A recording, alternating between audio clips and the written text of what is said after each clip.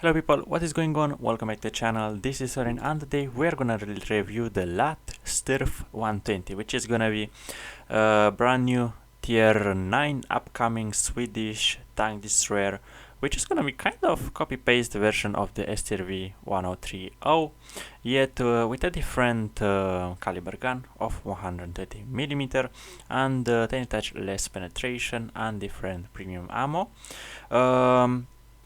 How is this vehicle gonna be, actually how will this vehicle appear in the game? Well, it can be either an battle pass reward, it can either be an auction vehicle for black market, or it can be sold as an obviously loot box exclusive for Christmas or the Mars event or whatever it's gonna be like, or it can be obviously a marathon vehicle, which I kind of there are going to be low chances. So there are going to be 4 variants how this vehicle is going to appear in the game, or it can never appear in the game. This video is just for entertainment purposes, but I've seen a lot of them on the battlefield are being hardcore super tested. So so yeah, let's begin this video and let's review it. So as you can see, comparing this vehicle to the STRV 1030, we can see that their DPM is fairly similar, yet the Lätt is having 18mm less penetration on their base penetration, but still with 290 it is still just more than enough to penetrate enemies with standard rounds. So if this vehicle is going to be a premium vehicle, I guess it's going to make just plenty of credits, because you don't need to fire gold, and if you do fire gold, it's unfortunately 3 hit with 330 pen, whereas the STRF gets an amazing APCRs with 350. The shield velocity for the hit rounds, there are still 1100, which is good, but it's still less than the 1450 that the STRV gets. But the Lätt it's winning with 30 extra alpha damage for 50mm extra in their armament, which I guess you can overmatch 35mm plates now, which is I guess better. But still, if you fire a hit, if you are fighting the Lätt Stridsfordon versus the STRV 1030, you can just obviously fire hit and always penetrate the STRV, whereas the STRV will have good chances to ricochet off, because 105 with APCRs will not overmatch 40mm plates. So I guess you do have a benefit for having a tiny touch higher caliber gun, and on top of that hit rounds as your premium rounds. But yeah, that's a lot of nonsense talking over here. The vehicle carries 40 rounds, which is a potential damage of 17,000, which is obviously 10 less rounds than the STRV, but obviously we are having tiny touch better damage per shot. So I mean, with 40 we can carry a lot of APCRs, hit rounds, and some HEs, which I guess they are 400 alpha damage. Actually no, they are 530 with 60, so you don't really get like you don't get really useful HE rounds. So yeah, you can carry like 3-4 of them, but I still feel APCRs are gonna be the better ammunition overall. In terms of the gun handling, well, the vehicle is just fairly similar. Actually, they are pretty much similar to one to another. As you can see, the same aim time, the same accuracy when they are not in the siege mode, the same dispersion, but the only difference that there is between those vehicles are, I guess, the gun traverse is 50% better on the STRV 1030, which means you can turn 3 degrees to the left and 3 degrees to the right, whereas the Lätt gets only -2 and +2, so they're only limited to 4 degrees to see what is in front of you.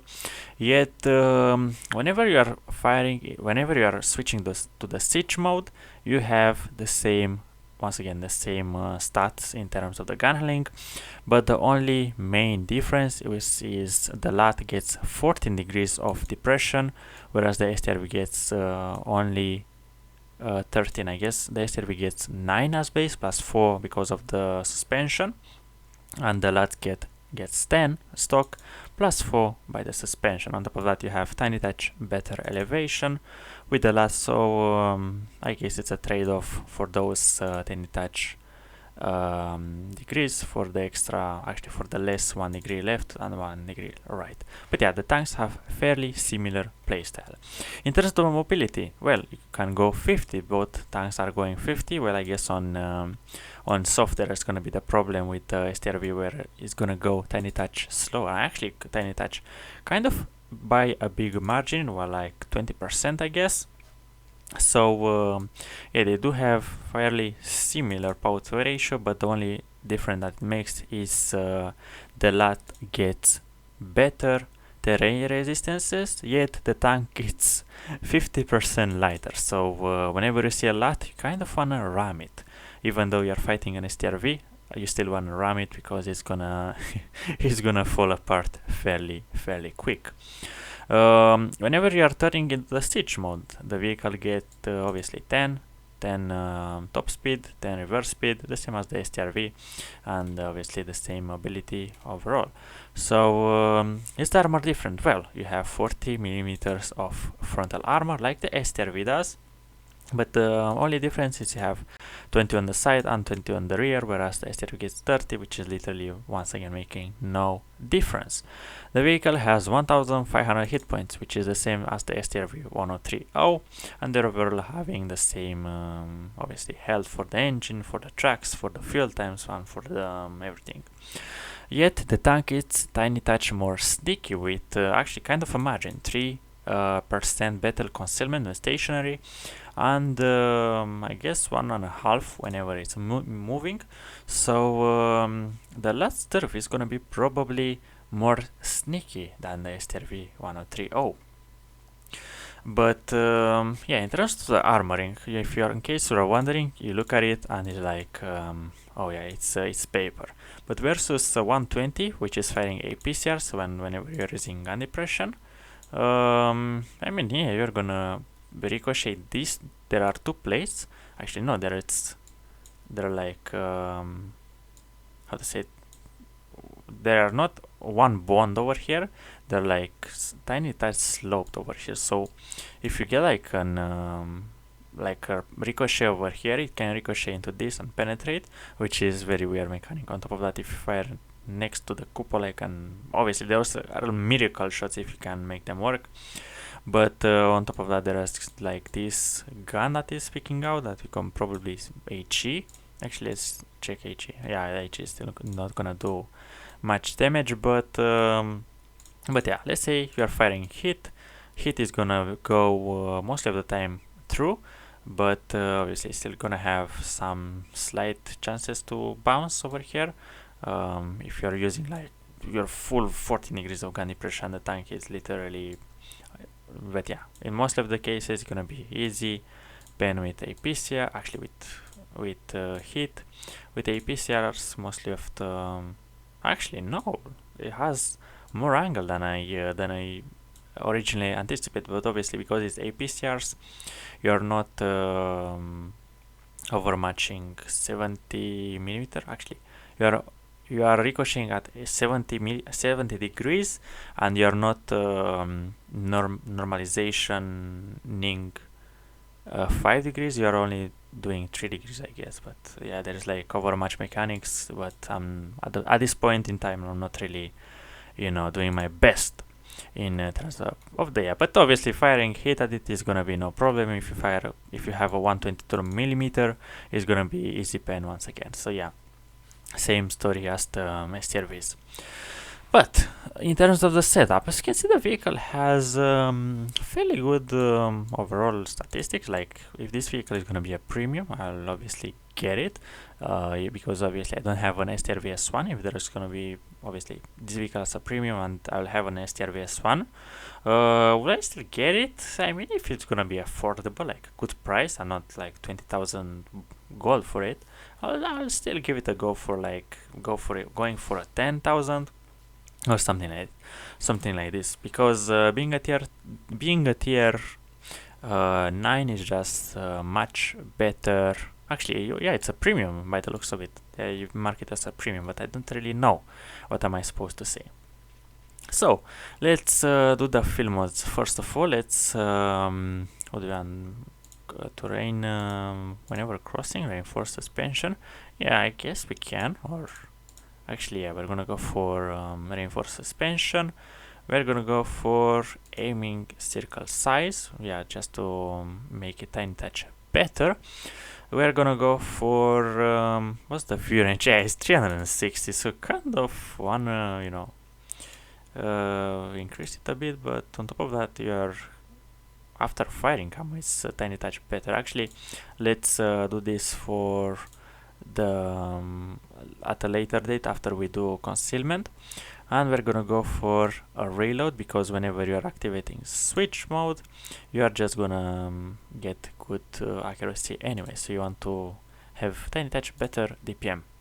Well, now let's put all the bells and whistles like this, and now let's see. Holy moly, 53% stationary camo and 33 whenever you are moving.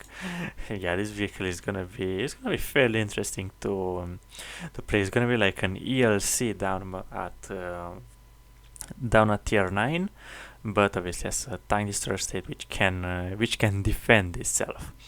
But yeah, jokes aside, I think we're gonna go for an I mean, you literally have 11% concealment after you fire, which is insane stuff. But I'll still, I still wanna go for a tiny touch better view range, even though you don't really need it. But yeah, let's just make an, actually no, let's actually fully set it up, and after that we can do it. But what I'll consider a gun rammer. I'll consider an bounty exhaust, even though I put it in over here. Obviously, you can put bounty rammer, but I feel like the exhaust is gonna do so much good. Like you can break 60% concealment and 41 while you are moving with this setup. This is crazy. And on top of that, if you put the camo net, you just get it through the roof. But yeah, I don't really recommend using the camo net. I'll rather go for a bounty turbocharger. Wait, does you get mobility? No, you don't get mobility. Yeah, I'll go for a bounty turbocharger just because whenever you're in a siege mode, you're gonna go 50% faster forward and 30% faster backwards. On top of that, the better top speed, the better, obviously, overall, like even on soft, you're gonna have top speed. So yeah, the vehicle is gonna be fairly nice. I mean, yeah, with this, I'll actually get my attention towards it. I guess we fully set it up. I mean, even if you are going crazy, you can put even an exhaust insulation on it and just go crazy with this camo. I mean, there was a crazy camo value, like 44 when moving. That's crazy. But yeah, I am probably you don't wanna do that much. Probably wanna put even optics on, like bounty optics, to have all the view range, and you still get crazy good concealment. But yeah, with the bounty exhaust, the vehicle is gonna be fairly nice. But yeah, you can actually drop down the don't drop down the rammer, because your reload time, you can put 2 shells in for whenever you just spot an enemy.